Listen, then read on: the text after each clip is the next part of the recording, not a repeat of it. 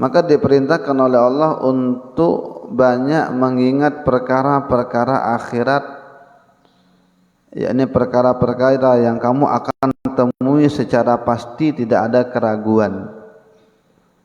Ya, bagaimana nanti kita di sirat, bagaimana kita di mahsyar, bagaimana kita di alam kubur untuk yang pertama kali setelah meninggal dunia, maka diperbanyak untuk itu. Nah, yang mengingat seperti itu tidak banyak orangnya. Qalilan ma tadzakkarun, sedikit yang ingat itu. Masjid ini luas, jamaah di sini banyak, tapi lebih banyak lagi yang tidak hadir. Kalau Jumat kan penuh, tapi kalau subuh hanya 10% saja dari yang hadir. Begitupun dengan masjid-masjid yang lain. Jadi sangat sedikit yang ingat kepada Allah.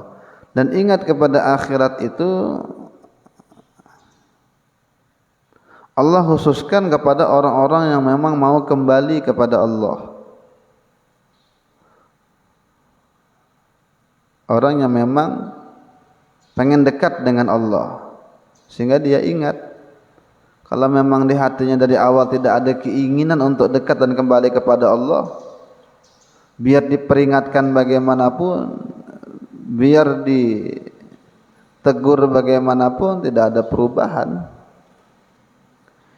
Karena dia mau ingat, rumahnya jauh dari masjid, dia datang.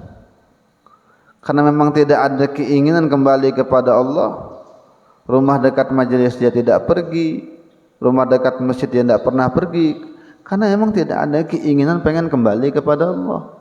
Sehingga kalimat zikir dalam Al-Quran itu digandeng kepada orang yang mau kembali kepada Allah. Fadzakir fa inna zikra tanfa'ul mu'minin.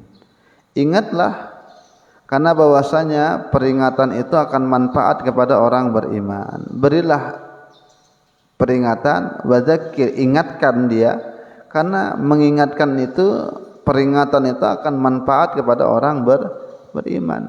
Berarti mafhum mukhalafahnya, orang yang tidak mau mengambil manfaat dengan peringatan, maka imannya bermasalah. Fasyuri'a, bismillahirrahmanirrahim, wa qala al-muallif rahimahullahu ta'ala wa nafa'ana bihi wa bi'ulumi fid darai amin. Fasyuri'a tadzakkuru wa umira bihi rasuluhu umuman wa khussa bi naf'ihil mu'minina min ibadi wa kana dzalika lahum hujjatan indahu wa mahajjatan ilaihi kama kana 'alal akharina hujjatan qa'imatan mudahiratan li hujjajihimil batilah fa innahum a'radu ba'dal ilm wa ankaru ba'dal ma'rifah wa lam yastajibu lillahi wa rasulih. Ya. Disyariatkan, ya, bahkan diperintahkan Rasul itu untuk memberikan peringatan.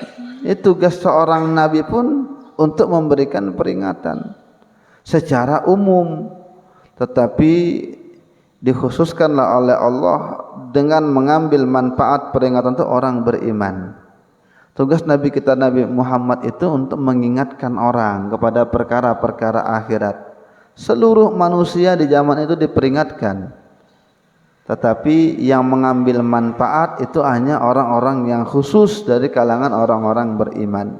Maka kalau kita termasuk dari kalangan itu, maka bersyukur kepada Allah jadi orang-orang yang khusus. Karena sekian banyak orang itu beragama Islam tapi tidak banyak yang ingat dengan Allah. Berapa penduduk yang Islam mayoritas tapi sedikit yang ingat kepada Allah.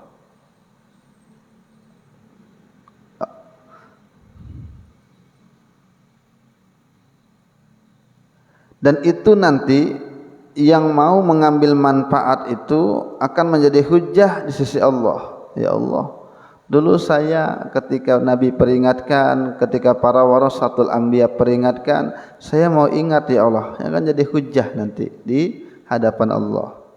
Wa mahajjatan ilaih, dan orang yang tidak mau mengambil peringatan itu akan dijadikan hujjah juga oleh Allah untuk menyiksa dia. Jadi peringatan yang kita pelajari, yang kita ingatkan, yang kita baca karya-karya para ulama tentang akhirat, itu akan menjadi hujah kita di hadapan Allah. Ya Allah, ketika Nabi Muhammad datang dengan membawa perkara-perkara gaib, di antaranya perkara akhirat, dan kami beriman, ya Allah, ya, ini jadi hujah. Jadi alasan kita, ya Allah, kita beriman kok dengan Nabi Muhammad. Maka Allah Ta'ala berikan rahmat. Tapi bagi yang tidak mau mengambil manfaat dengan peringatan Nabi kita Muhammad dan para pewaris Nabi Muhammad, Allah pun menjadikan hujah juga. Kan kamu sudah diperingatkan, kenapa kamu tidak mau ingat? Suara tawa kan masuk sampai ke kamar kamu, kenapa kamu tidak pernah tersentuh mau pergi ke masjid, mau pergi taklim? Ya. Bahkan sekarang media sosial berhambur di mana-mana, ada banyak kajian-kajian keislaman di HP kamu, tapi kamu tidak peduli. Itu juga akan jadi hujah pada orang yang mengingkari itu.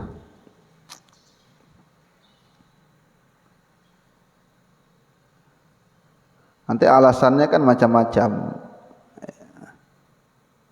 Apa dia bilang? Sibuk ya Allah, saya waktu di dunia sibuk. Enggak, kata Allah.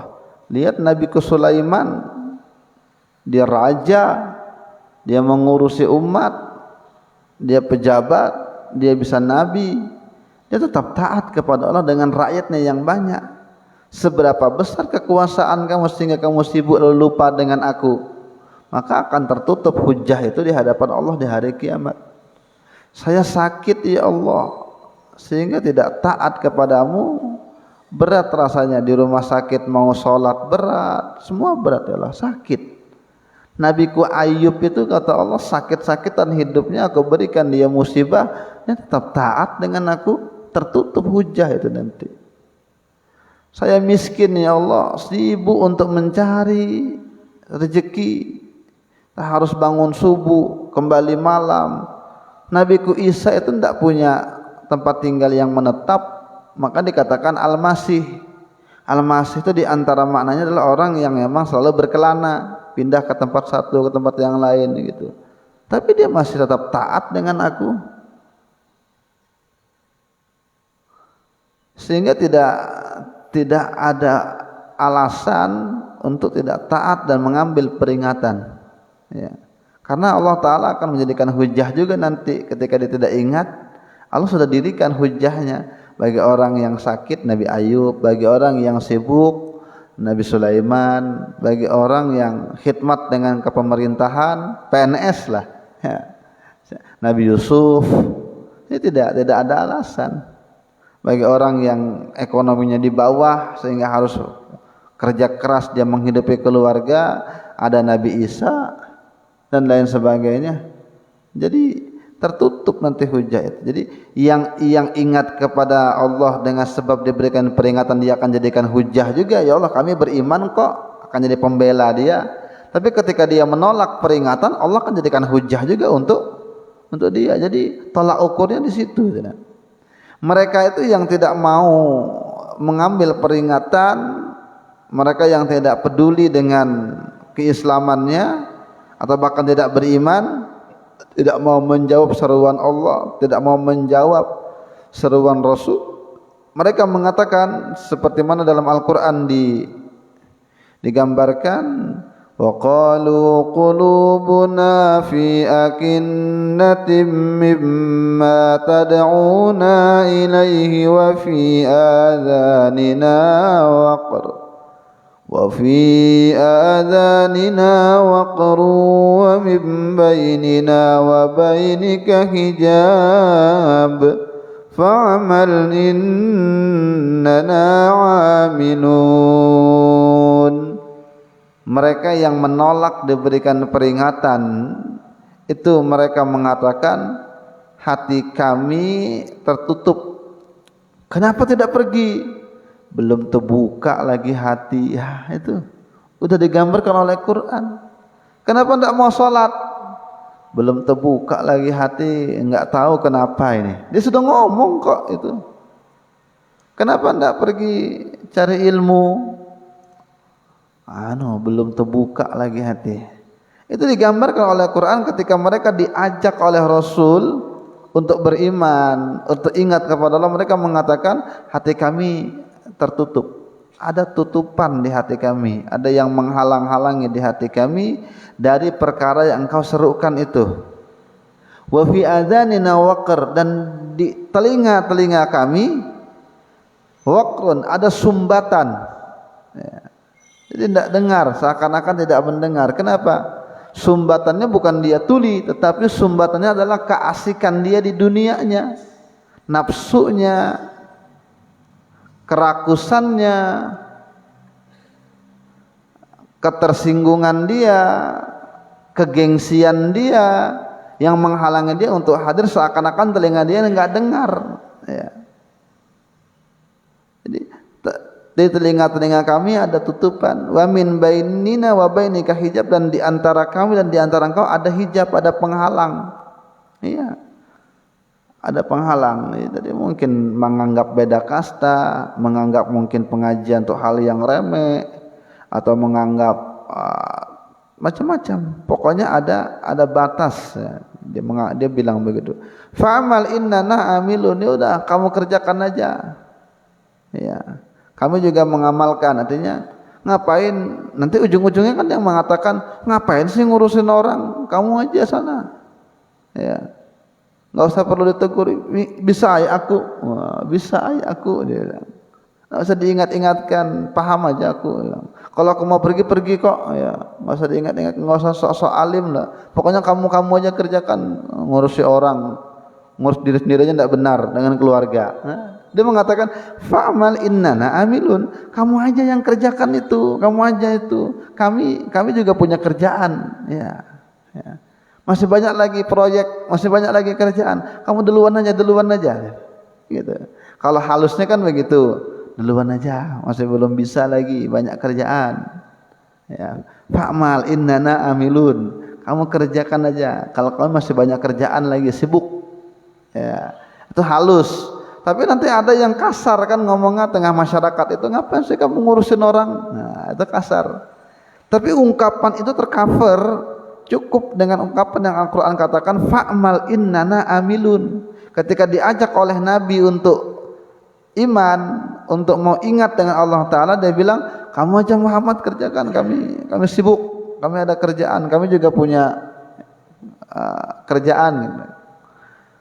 Wa aqsamu billahi jahda aymanihim la in ja'ahum nadhirun la yakununna ahda min ihdal umam falamma ja'ahum nadhirun ma zadahum illa nufura. Mereka bahkan bersumpah dengan Allah, jahda aymanihim, dengan sumpah yang serius sekali.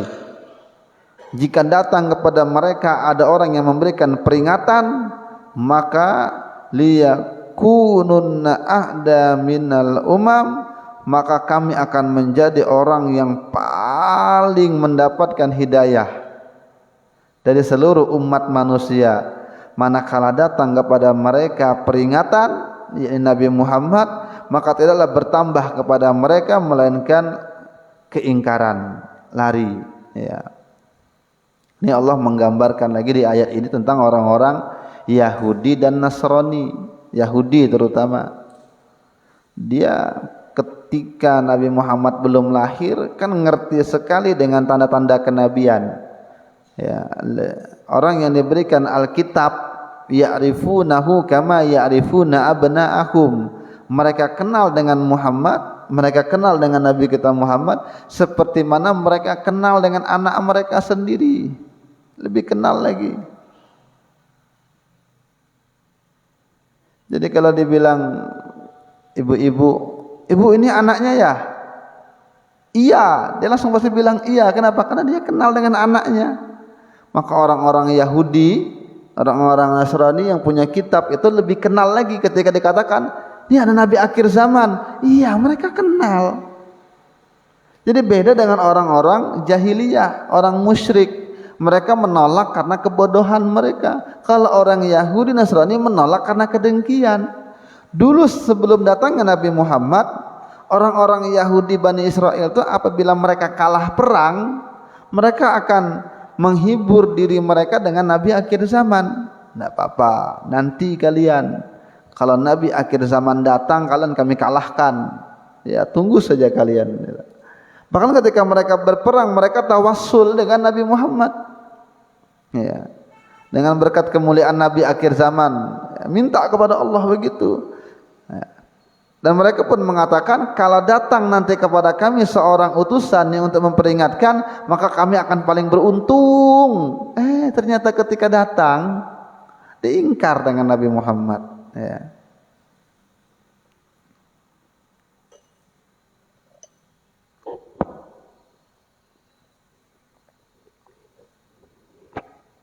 Waliyadu billah.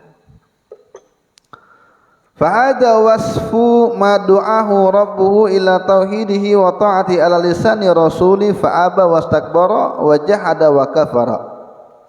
Inilah sifat orang yang diseru oleh Allah untuk bertauhid, untuk taat kepadanya melalui lisan rasulnya, tapi mereka tidak mau, mereka menyombongkan diri, mereka ingkar, bahkan mereka menutup hati-hati mereka. Wa man amana bilisanihi wa sadaqa bi dhahirihi wa ankara bi qalbi fa huwal munafiq.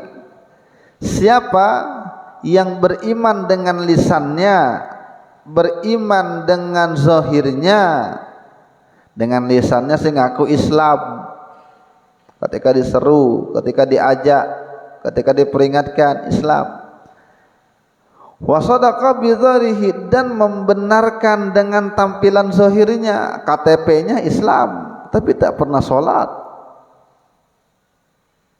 wa ankara bi qalbi, tapi hatinya ingkar, fahuwal munafiq, maka orang itulah yang disebut dengan munafik. Jadi munafik mulutnya beriman, identitasnya, pakaiannya, kesehariannya terlihat tanda keislaman, tapi hatinya ingkar, maka itu munafik. Ya, tidak percaya dengan Rasul, tidak percaya dengan Allah, dalam hatinya munafik. Alladzi lahu ma'alil kafiri wa alaihi ma'alaihi min ghadbillahi wa la'natihi. Ya, orang yang munafik itu baginya dan juga kepada orang yang kafir sama-sama mendapat murka dan laknat dari Allah walaupun beda.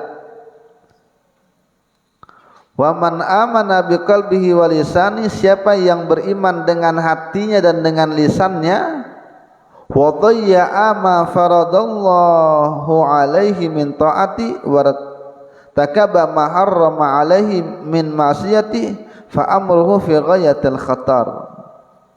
Tapi siapa yang dengan lisannya dia beriman, ketika diajak dengan Allah mau dia, hatinya juga mengakuin. Jadi kalau munafik kan lisannya mengakuin, hatinya tidak, munafik. Ini lisannya mengakuin, hatinya pun mengakui, tetapi orang tersebut menyia-nyiakan kefarduan dari Allah Ta'ala. Tidak mau sholat, tidak mau zakat, tidak mau puasa, tapi tetap beriman secara lisan. Hatinya pun mengakui keesaan Allah, hatinya pun sebenarnya sadar dia salah, sadar dia, cuma dia tidak mau taat. Maka bahkan yang haram pun dia lakukan. Maka orang itu perkaranya sangat berbahaya. Berarti orang ini dalam posisi yang sangat berbahaya, kata Imam Haddad. Wa yukhsha alaihi, yang dikhawatirkan atas orang tersebut, illam yatadarakhu Allah bitaufiq li taubatin khalisatan qabla mamati ayyal tahaqa bil munafiqina wal kafirin. Kalau tidak terkejar taufik dari Allah dan taubat yang sesungguhnya sebelum matinya, maka dia akan digabungkan dengan kelompok orang-orang yang munafik dan orang-orang yang kafir. Waliyadzubillah, sama-sama di neraka. Ya, iman dalam hatinya, iman dengan lisannya, cuma tidak mau taat. bahkan yang haram selalu dia lakukan, maka orang ini dalam kondisi yang sangat berbahaya, dikhawatirkan tidak sempat taubat sebelum mati. Karena mati kan tidak berbau, mati tidak ada tanda-tanda yang pasti. Ya, asik-asik bicara mati, waliyadzubillah, bisa. Asik-asik dagang mati, asik-asik kerja mati, tiba-tiba rebah gitu bisa. Maka dikhawatirkan orang yang maksiat kepada Allah, tidak mau taat dengan aturan Allah, padahal lisannya beriman, hatinya beriman, nih orang kondisinya dalam keadaan sangat berbahaya, khawatirnya dia mati sebelum bisa bertaubat kepada Allah. Maka ketika dia mati, tergolonglah dia dengan orang-orang munafik dan orang-orang kafir dalam satu kondisi yang sama, ya. Walaupun dia akan keluar dari neraka karena keimanan dia. Kalau orang kafir kekal. Wa yakunu ma'hum fi narillahil muqadah, maka menjadilah dia bersama orang munafik, orang kafir di nerakanya Allah yang menyala.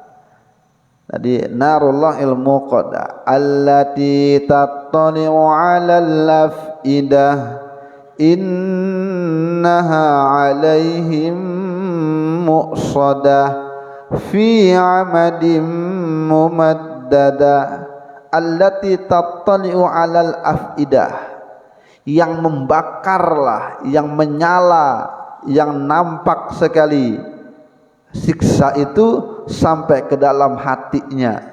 Jadi siksa neraka itu bukan hanya menyakiti fisik tapi menyakiti hati. Orang biasanya kalau sakit fisik masih bisa menahan derita, masih bisa timbul bahagia. Tapi kalau hatinya yang sakit walaupun badannya sehat, maka hidupnya tidak nikmat. Ya, badannya sehat tapi sakit hati, maka hidupnya tidak enak. Masih banyak orang yang badannya sakit tapi hatinya tenang, hidupnya tenang. Di neraka kulit badannya dibakar oleh Allah, hatinya sakit. Allati tattali'u 'alal afidah, yang siksa api neraka itu akan naik sampai ke hati, ya. Innaha 'alaihim muqsadah, dan sesungguhnya siksa itu atas mereka muqsadah, ditutup, ya. Innaha 'alaihim muqsadah. Jadi macam orang disiksa dalam derumnya ditutup gitu, gedebuk tidak bisa keluar, ya. Karena di atas mereka ada muqsadah, dalam keadaan tertutup. Jadi mereka disiksa dan siksa itu menutup mereka, mengunci mereka, mengurung mereka. Fi amadin mumaddadah, bahkan di neraka itu fi amadin, mereka akan dibentangkan, ya, mumaddadah, mereka akan terikat dengan keadaan terbentang. Jadi kayak orang mungkin dipasang kayu ulin 10 meter itu, ujung sana ujung sini diikat, ya, terbentang gitu. Maka begitulah gambaran neraka yang Allah gambarkan dalam Al-Qur'an. Fi amadim mumaddadah, pada tiang-tiang, pada pancang-pancang itu mumaddadah, mereka dipanjangkan, mereka digantung, kayak di sate gitu kan. Nah. Waliyadzubillah. Fatbut alihal mu'min al-muti'u ala ta'ati rabbik, ya. Maka kuatkanlah dirimu wahai orang beriman yang taat untuk selalu taat kepada Tuhanmu, ya. Taat, kuatlah wahai orang yang beriman untuk selalu taat kepada Tuhanmu. Wastakthir minha, perbanyak ketaatan itu. Wasbir alaiha, bersabarlah atas ketaatan itu. Tidak gampang taat itu, ya. Kalau orang tertimpa musibah, sabar, mau tidak mau sabar, tidak ada pilihan. Mau tidak sabar, ya kena juga. Mau sabar, syukur, dapat ganjaran. Tidak sabar, kupur. Jadi orang yang tertimpa musibah, mau tidak mau dia harus sabar, tidak punya pilihan. Tapi kalau ibadah, sabarnya itu masih bisa punya pilihan. Subuh ngantuk sekali, harus sabar menahan ngantuknya mata, dan dia punya pilihan untuk tidak taat. Silahkan kalau mau tidur, tidak ibadah, karena kan siapa yang mau memaksa dia di dunia. Jadi sabarnya orang beribadah itu lebih susah daripada sabarnya orang tertimpa musibah. Apa sebabnya?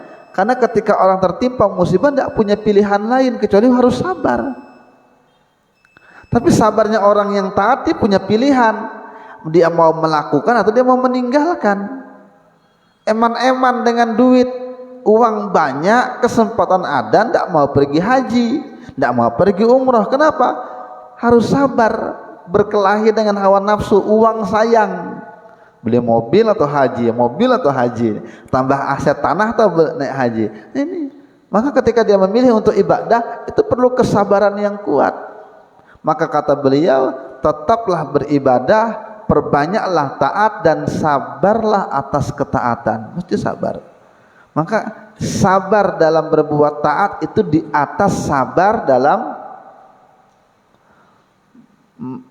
menahan musibah, dalam menerima musibah. Lebih lagi dia itu sabar.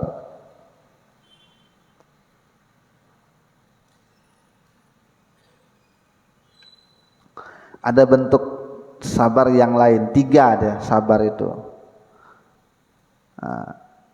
Pertama, sabar yang paling sering dibicarakan, sabar tentang ketika tertimpa musibah. Dan ini tidak lebih tinggi daripada yang kita bahas ini, karena dia tidak punya pilihan.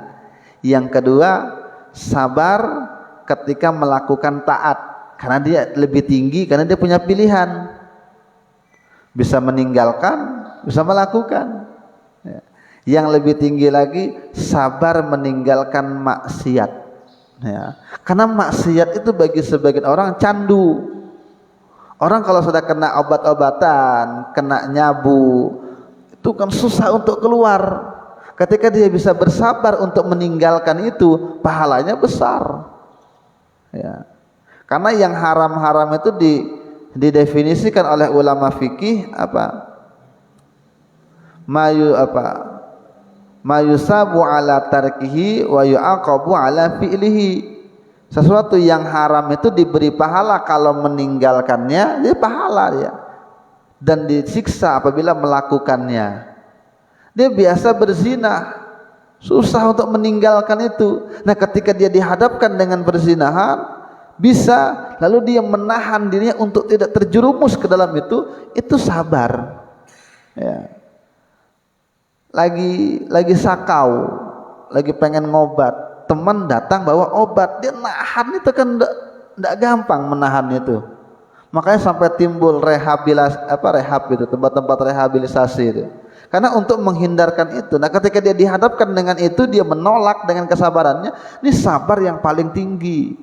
Karena ketika dia candu dengan maksiat, kemudian dihadapkan dengan pilihan, dia bisa mengambil maksiat itu, dia bisa melakukan maksiat itu, tapi dia menolak dengan kesabarannya, ini lebih hebat lagi. Karena semua orang bisa melakukan taat, tapi tidak semua orang bisa meninggalkan maksiat. Banyak yang taat, tapi satu sisi yang lain maksiatnya jalan, sehingga sabar ketika meninggalkan maksiat yang dia sudah candu sekali itu lebih tinggi lagi. Lebih tinggi sabar dalam meninggalkan. Jadi 3 bentuk sabar: sabar ketika tertimpa musibah, sabar ketika melakukan ibadah, dan sabar ketika meninggalkan maksiat. Sabar meninggalkan maksiat. Hasad, hatinya hasad dengan tetangga, tidak suka dengan tetangga. Ketika berhadapan, bisa nggak kira-kira senyum dan memaafkan itu, meninggalkan hasad tuh kan susah. Meninggalkan hasad itu, jadi lebih tinggi lagi dia. Wa akhlis lahu fiha, dan betul-betullah berlaku ikhlas untuk Allah Ta'ala dalam berbuat ibadah. Wadum ala dzalika, konsistenlah dalam taat hatta talqahu jalla wa ala, sampai dia akan bertemu dengan Allah Ta'ala. Fayurdika wa yurdi anka, ya. Maka dia ridho, fayurdika, dia Allah Ta'ala akan ridho kepada kamu, wa yurdu anka, dan ridho pun dari kamu, kamu pun ridho dengan dia. Wa yahilluka dara karamatika, maka dia akan menempatkan kamu di rumah yang penuh dengan kemuliaan, sorga.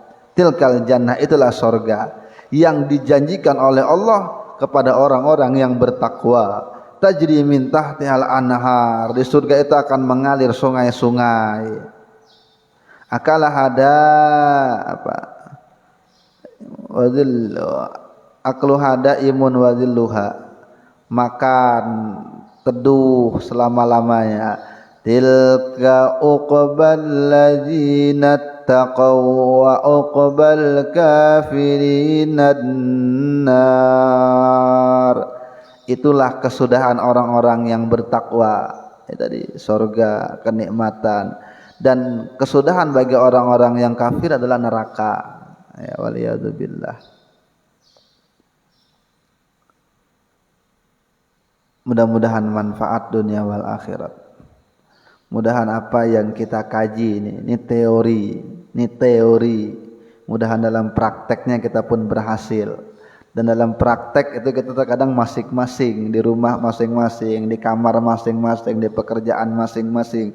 Kalau teori ini banyak yang bimbing, di masjid bisa ada orang yang bimbing. Tapi kalau praktek kembali kepada semangat kita masing-masing. Mudah-mudahan Allah berikan taufik dan hidayahnya untuk selalu taat kepada Allah. Mudah-mudahan sehat afiat dalam taat dan manfaat. Mudah-mudahan wafat dalam keadaan husnul khatimah. Amin Allahumma amin ala hadhihi niyyah wa ala kulli ma nawabi salafus salih. Al-Fatihah. A'udzu billahi minasyaitonir rajim. Bismillahirrahmanirrahim. Alhamdulillahi rabbil alamin. Arrahmanir rahim. Maliki yaumiddin. Iyyaka na'budu wa iyyaka nasta'in. Ihdinas siratal mustaqim. Shiratal ladzina an'amta 'alaihim ghairil maghdubi 'alaihim waladdallin. Amin ya Allah ya arhamar rahimin. Alhamdulillahi rabbil alamin. Salli wa sallim ala sayyidina Muhammadin wa ala alihi wa sahbihi ajma'in. Allahumma faqihna fid din wa 'allimna at-ta'wil waj'alna min ahli al-ilmi wal 'amal waj'alna min ibadikas salihin. Ya Fattah ya Alim, ya Fattah ya Alim, ya Fattah ya Razzaq. Iftah alaina futuh wal munuh wal rusukh bil ilmi wal yaqin wa anta khairul fatihin. Allahumma astur uyuba muallimina wa la tudhib barakata ulumihim anna rabbana atina fid dunya hasanah wa fil akhirati hasanah wa qina adzaban nar. Wa sallallahu ala sayyidina Muhammadin wa ala alihi wa sahbihi wa sallam. Walhamdulillahi rabbil alamin. Salatullah salamullah ala taha rasulillah. Salatullah salamu